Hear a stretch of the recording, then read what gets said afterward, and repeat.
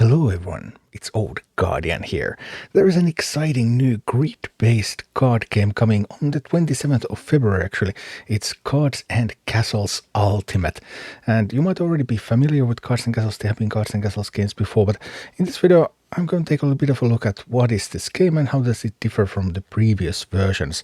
I had a chance to participate in a playtest. They had a public playtest for this for just one day, and I got to play a few games and see how this compares to other competitors. So Cards and Castles Ultimate coming on 27th February 2026 on Steam, on iOS and on Android. And this is a card game with a grid board. So you play stuff on the board and then you have to actually move it on the board, and then that determines where you can attack and what you can do. Basic mechanics otherwise are very similar to Hearthstone, so you get one more gold each turn. So each turn you can play bigger and bigger minions. There's no interaction during the opponent's turn, so once it's your turn you get to do your stuff, then it's opponent's turn, they get to do their stuff, and the castle on the board is your hero. So if your castle loses all of its health, then you will lose. And these grid board games are pretty interesting because they give additional dimension to the strategy, because you can move your units around and then have various mechanics that can affect units around and push them over or move them or otherwise bounce and do things that you cannot do really with just like a basic Magic the Gathering Hearthstone type setup where you don't have a grid as well. Cards and Castles has never been a big name, but you might still be familiar with it because I have played the previous versions myself as well. So this is the third iteration of the game from the same indie developer. The original Cards and Castles was published in 2015. Cards and Castles 2 was published in 2023. These previous versions, they had a small but a pretty dedicated player base. There are actually still some people playing, especially Cards and Castles 2, although it's quite hard to get into those games right now. So if you want to play this kind of grid board game, then I would recommend starting Ultimate when it begins, because typically there are more players when the game is quite new. For example, with Cards and Castles 2, there was about 1 year from its launch where there were just new players coming in still, and that was possible to really get into it, but now it's quite a bit harder. For whatever it's worth, the playtest I participated in for Ultimate, that had instant queues and I never met the same player twice. So there is definitely some demand for this game. And if you did play Cards and Castles 2, I can give you a brief overview of what has changed. At least based on my observations during the playtest, I haven't had time to really dig into everything about Ultimate. But actually, while it looks very similar, then quite a bit has changed. First of all, the grid board itself has changed a little bit. It used to be 8x5. And now it's 9x5. The castles are one tile closer to each other, but there is also one tile more behind the castles. Another change is what happens when you're going second. In Cards and Castles 2 you had Medal of Bravery, and that was extra gold as a card, so it was like coin in Hearthstone. But now the same effect is actually a box on the board, and your opponent box has 3 health, so your opponent can actually destroy the box if you don't use it fast enough. So that's a little bit of tension and a little bit more interesting uses for that coin. Deployment zone has also changed. You can now deploy up to the level of your castle. You cannot deploy in front of your castle. Like previously you were able to actually deploy 2 squares in front of your castle as well. On the other hand, units can now move on the same turn that they are deployed, but they cannot attack on that turn unless they have charge. And that definitely was hard for me to remember that, okay, I played this unit, I can actually move it too right now, because you couldn't do that in the previous game.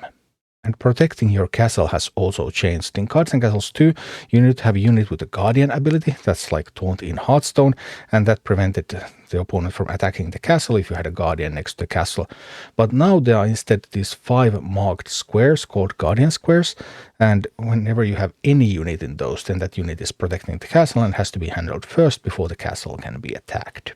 There have also been some improvements to the graveyard mechanic, and the various game boards actually now have different types of objectives that can be destroyed, but I didn't get to explore that aspect very much during the playtest yet. Overall, I found the game a lot of fun, and there are surprisingly many changes compared to the previous version, even though the game looks very similar. And this is what Cards and Castles Ultimate looks like in action. So I of course wanted to start playing with dinosaurs because dinosaurs are ridiculously fun. So it's like playing green basically in Magic in the good old days. So let's go with some dinosaurs, and we're going to get some bigger and bigger dinosaurs for a lot of fun. Facing some kind of Marauder's chain lightning abilities. All right. Well, I have my 1 and my 2 and potentially my 3 as well. Here we go. Going forward and attacking. Let's see what else we can find. I'm getting a little bit frozen. They're attacking back. Now I'm getting destroyed here. That freeze effect really surprised me. When I'm frozen and they kill me when I'm frozen, then ice shards are going to hit into my various other minions, and that was actually quite unexpected. I didn't see that coming. But here we go. Just blasting on. Well, getting attacked a fair bit now, but I pick up my Kunai Master. So Kunai Master is going to deal damage to multiple targets. I can now use my coin, so to speak. It's an object on the board, and then get that Kunai Master out there and look at that battle cry effect. It's just a war cry, and it's just woohoo! Here we go. Now friendly unit attacks with improved stats, so that one is going to chill in the back. And I'm trying to figure out what I can get out there next. I have 4 gold this turn, so Stegosaur is a pretty nice buddy. Mystic Panda could throw enemies back, but there's nothing attacking right now. I'm wondering what Keiichi Shikura does, and then I up to okay. Let's go for some cheaper ones. I get to discard and choose one, so there's really no use for the panda, I suppose, right now. I don't think I need the panda. I get to draw another one. Return all units back to hand again. Here we go, attacking the castle a little bit. And get a polar bear. And again, I was frozen, then they attacked, and that was something that I didn't realize for some time, that okay, those freeze effects are actually really scary if you have low health units out there, and then the freeze shards just go all over the place. Well, I don't really have many counters. Emotra, well, creating copies, but I don't really have all that much. Tranquility could return something in a small area. So again, making good use of that grid board. So you can position, you can strategize, you can have various effects going on. And that was actually really silly of me. I didn't realize that the storm had only one radius of 1. I mean, I can see it now that I highlight the unit. Okay, that's storm. Yep, there is nothing in the range of that storm. So yeah, that was gold wasted. But it's fine. We're still just trying out what's going on with this game anyway. And here we go. Get a bit of a dinosaur on the way. And as long as we have dinosaurs, life is good. Giant. Some fighting again. Right. And now I could return some of that stuff to their hand if I so chose. But let's see what I can do. I can hit into that one. The giant, I can't do much. When attacking, additional damage jumps to nearby enemies, so the giant is quite scary. But I can also just return the giant to hand, except that they had a response, which meant that I couldn't. But then again, I can. And now giant has been returned to hand, so they spent a bunch of gold and they didn't get any benefit from that gold, which should give me some tempo advantage. Now they have to play the giant again, and that takes almost their entire turn here. Getting frozen a little bit again. Getting frozen is awkward. Really don't enjoy being frozen. And then wondering if I should try to hit something. Emotra could give me another Brontosaur in hand. So there's that. 7, these big dinosaurs. I'm just trying to avoid, and this is where I realized, oh, there's no unit with Guardian ability now. These are actually Guardian squares, and as long as there's stuff in those squares, then I cannot get things done. Okay. Big fight. But so far so good. The 7/7 was actually able to do quite a bit there. And then we can select a card from the deck, and I find myself. Well, there's a Dinosaur Mafia. Your opponent instead turns on a Tyrannosaur, Stegosaur, and a Velociraptor. Yeah. Sounds pretty nice.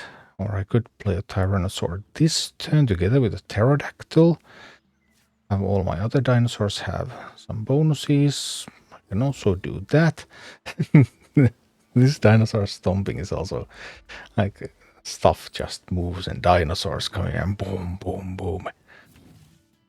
It's so much fun. All right, their cleaver comes in, but these dinosaurs are hard to kill. They're so hard to kill. Don't just kill those dinosaurs like that.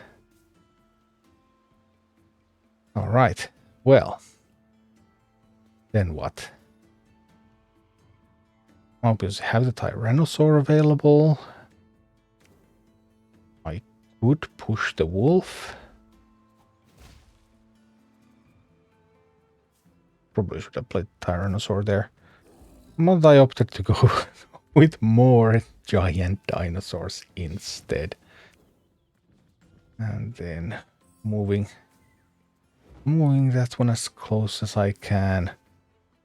They get a giant, so more stuff that freezes. And stuff that freezes is a little bit scary.